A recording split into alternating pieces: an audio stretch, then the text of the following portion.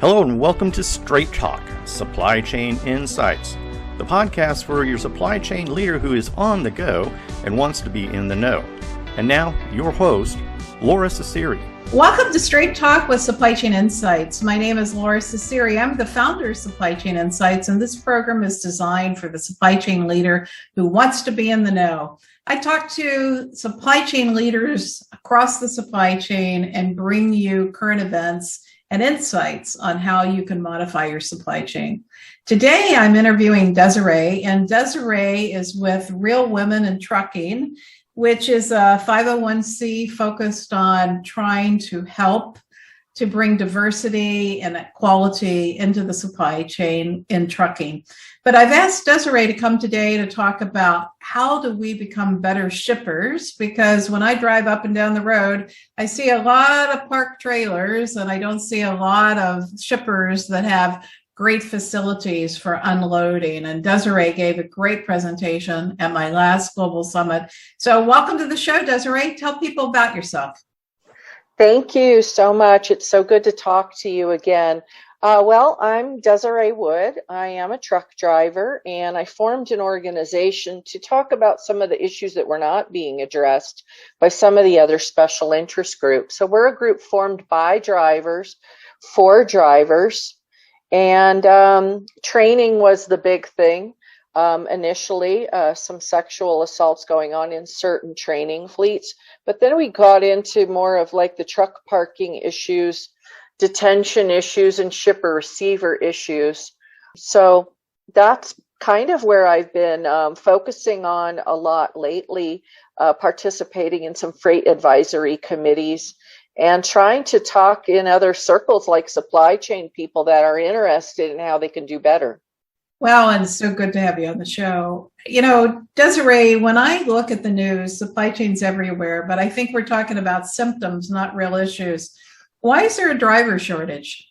Well, if you talk to drivers, they'll tell you there is no driver shortage. There's a pay shortage, and there's a work condition problem that affects them. And when they weigh, should I go and be away from my home for weeks or months at a time, be subjected to shippers and receivers where they're being detained without pay and not being able to use the restroom or have healthy food options that affect their health, their mental health, their wellness.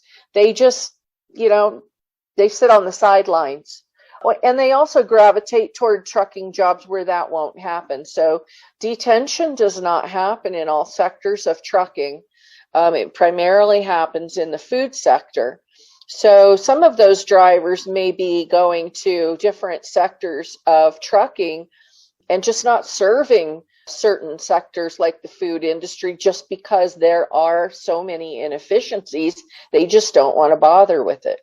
Well, what about Long Beach and LA, where we've got the demurrage issues and the chassis issues and the pickups at the ports? Is that an issue with demurrage or work-life balance, or what's going on there from your perspective? Yeah, I actually talked to one of our members who is a Long Beach port driver like 2 weeks ago, and I put it on our YouTube channel and talked to her about a number of different things. In fact, I'm going to see her in person later this week in Long Beach, California, and she talked about the chassis issue. That we have another member that works out of the Houston port, same thing. She said that's the hardest part of her job is finding a roadworthy chassis. And from what Tracy told me in Long Beach is it's a community pile of them. And some of the drivers are not trained how to take care of them. And some of them are not paid accordingly. So in their mind, they need to rush. And then they're not getting paid unless the wheels are turning. So they don't want to write up a chassis that needs repairs. They'd rather just dump it and go on to the next thing they need to do. So that leaves a pile of chassis that are inoperable. So when you go to get one, you have a bunch of junk you have to sift through. So that is definitely an issue for her. And I know, just as an over the road driver, we'll get sent to a trailer yard and they'll say, go get an empty in that lot. Well, there's no rhyme or reason to where these trailers are. So you're going around there looking for one that's supposed to be for your company, and there's no guarantee that it's going to be roadworthy. We do get cited if we get pulled over for a random inspection. I actually, one time, we pick out our own equipment, but if it's the only equipment there, we got to go with what we got. And I've actually been stopped one time where I got a random inspection and they found that there was a pinhole in my tire, and it was inflated when I picked it up, but it deflated as it started rolling, and I got a citation. That goes on our record. Those are serious things for truck drivers to have these kinds of dings. So in the Long Beach port, one thing Tracy said is it's sort of the Wild West port still. You can actually go quite a long distance without hitting any way stations. And that seems to be why some ships prefer that port, because they've got some overweight containers. We're not allowed to be pulling overweight containers, but nobody's going to find that out when there's no way station you're going to hit for a 50-mile, 60-mile radius. So she said there is a certain aspect that even though there are alternative ports, there's reasons why some shippers want their container to go through that particular port. And that puts the burden on the drivers, not just with the chassis, but with overweight trailers and overweight containers. And overweight containers cause damage to the roads, and they cause damage to chassis. So it does have a relationship. Well, the Biden administration was talking about 24 hours, but I'm like, 24 hours being open doesn't solve the chassis issue or the condition of the containers or the fact we have a container imbalance. Or I hear there are even issues with owner operators getting into Long Beach and, LA. The other thing that she mentioned is that they have a daily estimation of how much labor they need. So they will understaff. And she said, in her opinion, they want to save on labor costs. So they know they need 200 people today, but they will only call up 150 to work. Or, they need 100 and they'll call up 75. So she said they deliberately understaff on a regular basis to save labor costs. Now, she used to be in one of these port programs where, California did this clean air port, and then they shifted a lot of those burdens onto the owner operators that could not compete. They could not afford these CARB compliant trucks. So they started these lease programs. She was actually in one and lost her truck, and knows quite a number of drivers that went under because of that program. Big companies swooped up all the grants to get those CARB compliant trucks, which shut out a lot of little guys. She ended up going over and working for a union, so she now gets paid by the hour. And she said it has given her a lot of peace of mind now that she gets paid for her time by the hour. So there's still some labor issues, and there's still some conflict. She said there's you have the longshoremen, you have the warehouse workers, you have the truck drivers, the drayage drivers, and they're not really united. The longshoremen actually have a lot more better worker conditions than the other groups, but they really don't stand united. Of course, the bathroom issues, that's a thing for the port drivers as well. You're asking them to backtrack for something. You're asking a driver to do this, that now you got to backtrack 45 minutes out of your route just so you can use the bathroom somewhere. That's really somewhere that's such an easy fix, And she said, you noted that the longshoremen would never put up with that, but we have to, because we don't have enough advocates for us. There are some simple things you could do to make going to the port and getting containers a little bit easier process. In her shift, she's able to only do 2 or 3 in a shift, just because that's how long it takes to get in and out of there. So, Desiree, when you were presenting at the recent conference, one of the things you talked about was the fact that truck drivers are not covered by the Department of Labor. If you had a magic wand, what would you do in the port of LA and Long Beach to improve things for truck drivers? Well, I love that presentation by Steve Peasley right after me of the Wicked Hyper. I mean, with the inland port and making a Hyperloop for those containers to move everything inland. I know that would not be popular for some of the drayage companies now, but I know a lot of drivers that work down there that can't even afford to live near Long Beach. They already commute from the Inland Empire to go to work.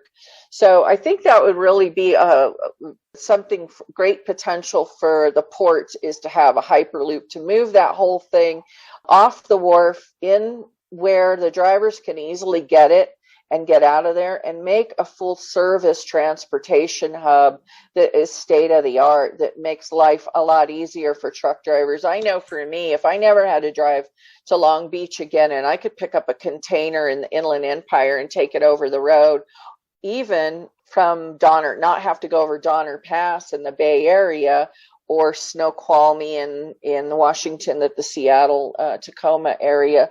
All of those solutions would help over the road drivers tremendously, and making it a truck parking oasis where we could park, we could stage, stay put, have services, be able to sleep undisturbed, have the restroom facilities. All of those things would help us tremendously to work together to make a more smooth process of picking up this freight and getting it where it needs to go. Well, unfortunately, Steve has the concept, but we lack funding and we lack support by the longshoremen to be able to modernize the ports. As you know, our ports aren't nearly to the level of Europe, but, that's a little bit beyond what we can control. So let's just focus now back on over the road and being a good shipper, because one of the things that I think we could affect is heightening the awareness by people that ship goods about how they can be better shippers, because I believe we've always assumed transportation's available. We just negotiate price, and we've pushed cost and waste back in the supply chain. We've done a lot of reverse RFPs to try to get the lowest price, but people don't necessarily take the freight on that first fast tender, and we don't make this easy for drivers. So how can companies become a better shipper, realizing the inefficiencies of today's world, and make things better for drivers? Well, simple signage is a cheap solution to help drivers even find your facility. That's a big thing, is keeping the trucks on the designated truck route so they don't get in difficulties trying to get in and out of the location.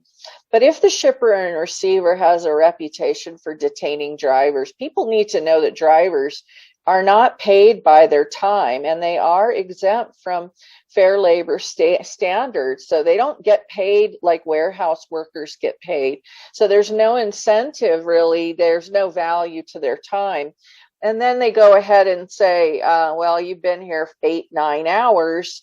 We don't have the product ready, but you can't stay here now on your 10-hour break. So they run you out of the federal mandated hours you have to drive, and then they don't want to let you park there. So these things can be fixed by saying, if it took you 3 hours or more to load my trailer, which it shouldn't, because your inefficiencies, you should at least let me complete my federally mandated break instead of putting me out on the road where I'm making damage to my career. And have a little space set aside. Have a bathroom for the drivers, not an outhouse. A male and female or unisex bathroom, vending services, somewhere to walk the dog. A lot of us travel with a pet. That's our companion. When we go someplace and they say you can't get out of your truck and you're there 8 or 9 hours and your dog needs to go out, they make it a lot more difficult on us than it has to be, with some just very minor common courtesy and the way that they treat the drivers that makes you want to come back. These are things that some shippers and receivers, they just do the bare minimum, and there's just really a lot of stuff they can do on site. Obviously, we'd love it if we went and all the product was ready to be loaded, but that is just often not the case. So let me see if I can restate, because I think these are really critical points. Simple signage and clear designations, right? Where the pickup is. And who does that well? It's all over the map. When you work for a big fleet, they might have some general directions, but things have changed and you'll try to get them to update it, but the dispatcher wants to go home and they don't. Some places will have like a recorded message you call, and it'll say if you're coming from the east, if you're coming from the west, it's real detailed. That's super helpful, but I always just double check it with Google Maps. Google Maps sometimes tells us the wrong place. It should always be from whoever is setting up the account to have clear and concise turn-by-turn truck route directions from all different points, because drivers do get themselves in trouble, end up in historic districts on old bridges, and they are the ones that pay the consequences. So it should be part of setting up the account, not an afterthought.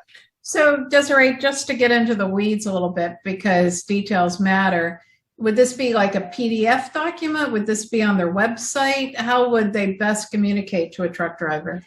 It should be on the load dispatch. When drivers get a load dispatch communicated to them over Qualcomm, I have seen it where the turn-by-turn directions come along with it.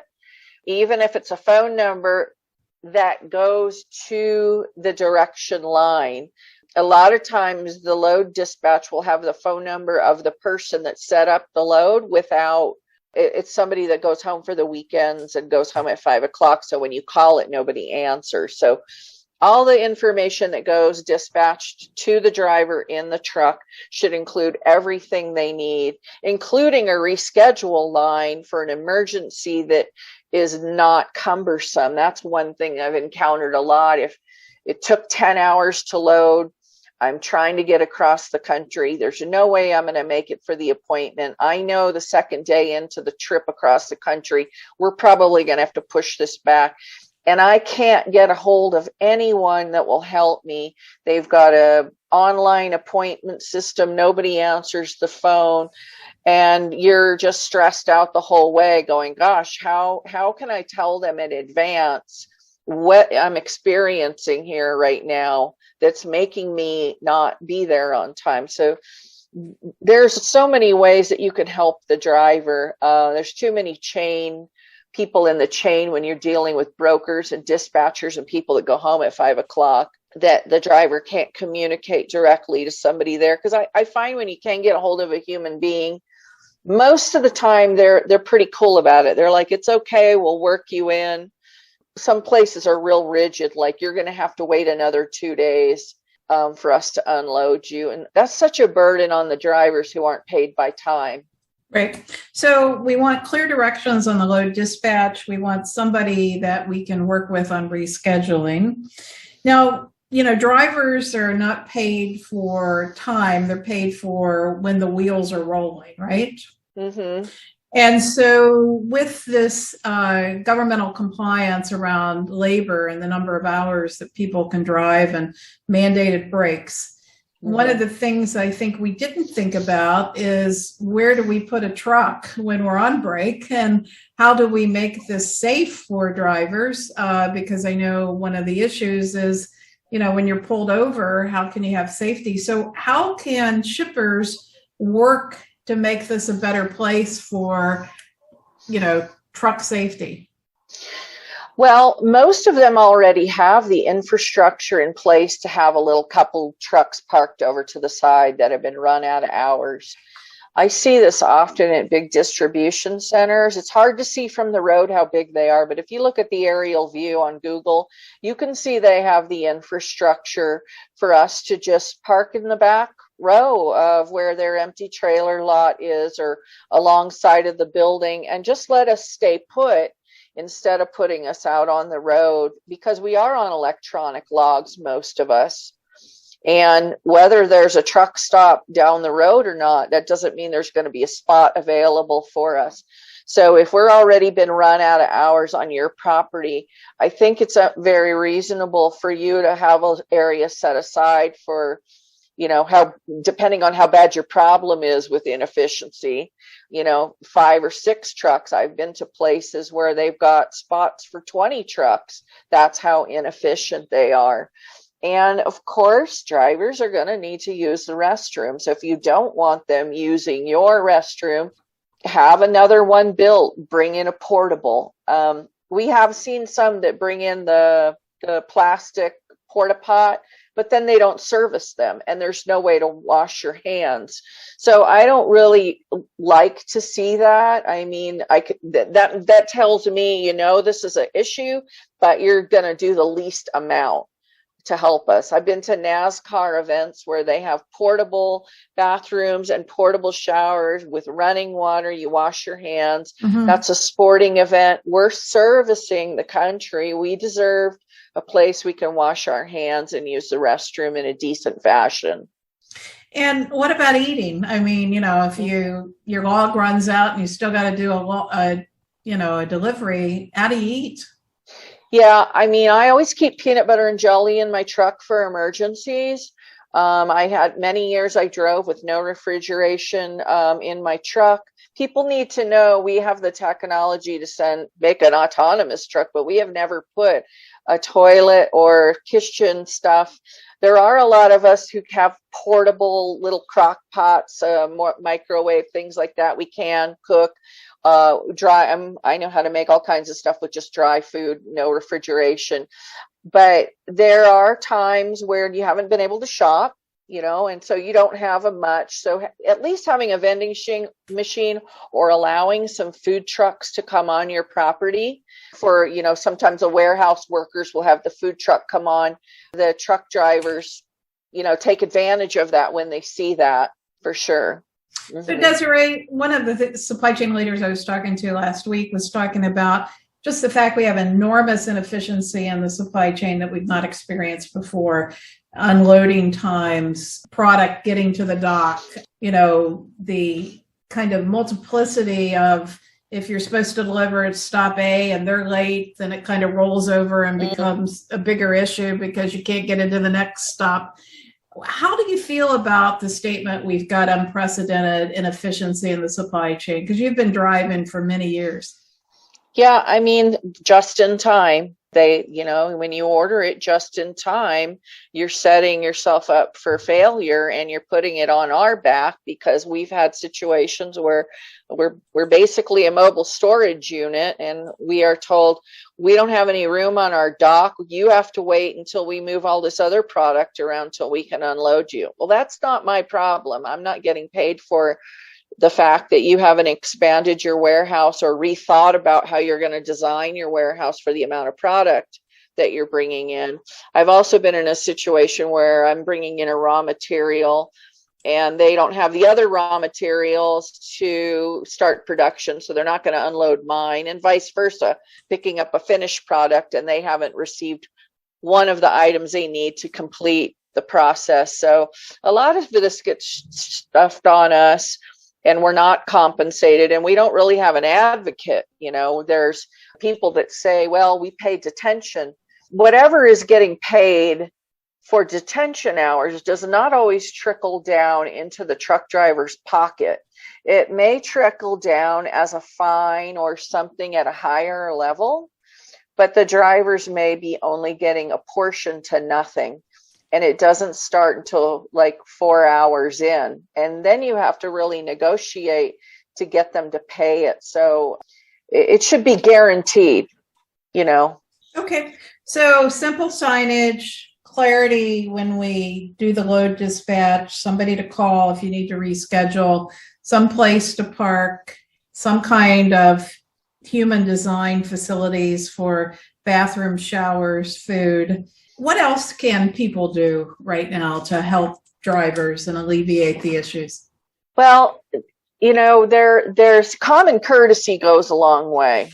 And I urge people who are in, C-suite executives and supply chain to go look at your loading dock. We are bombarded with Post-it notes and signs and treatment by people in the back office that, I mean, you really feel degraded sometimes when you get there. What we are part of the supply chain. We are the workers that are going out in the elements to take this stuff from point A to point B.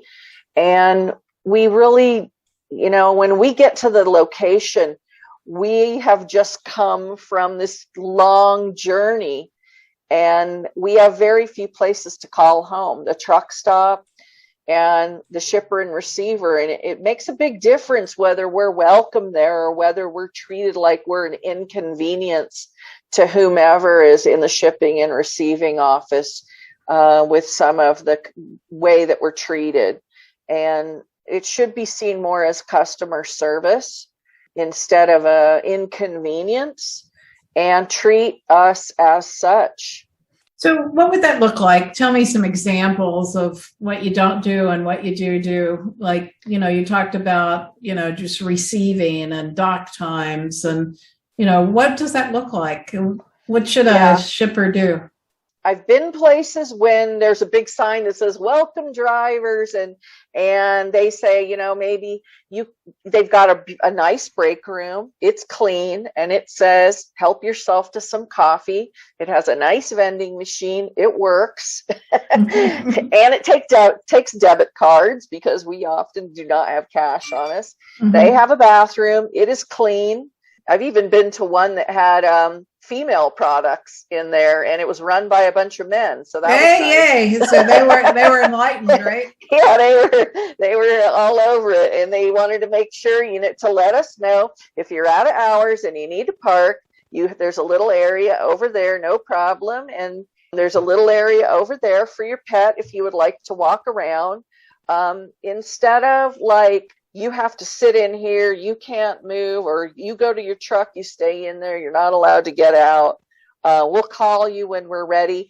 The other thing is when these companies that do food, they have a lumper service that actually unloads. The lumper service usually will work only in the middle of the night, and then they'll leave early in the morning, and it takes them a long time to unload the trailer and then count the product. So obviously the driver's waiting so long, they fall asleep. And then nobody comes and wakes them up because the lumpers leave, and then the regular employees come in and they said, oh, it's your fault because you fell asleep. And, there's like no communication between the day shift coming in and the lumpers. It's really sort of like this outlaw kind of, you're just at the mercy of all of it. Well, Desiree, great insights. I really embrace trucking. You're an important part of the supply chain. I'm hoping that shippers everywhere listen and that they get clear information on the loading dispatch. They have someone that you can call and a place where you can park safe, and also make sure there's, good facilities for you and your pets, because most drivers have pets, right? A lot of them do. Yeah, a lot of them do. So, Desiree, thank you for being on the show today, and it's always a pleasure. Give me a call anytime you want to talk and you have some insights for the shipper community. Thank you so much. I really appreciate the invitation. Keep on rolling, Desiree. Be safe.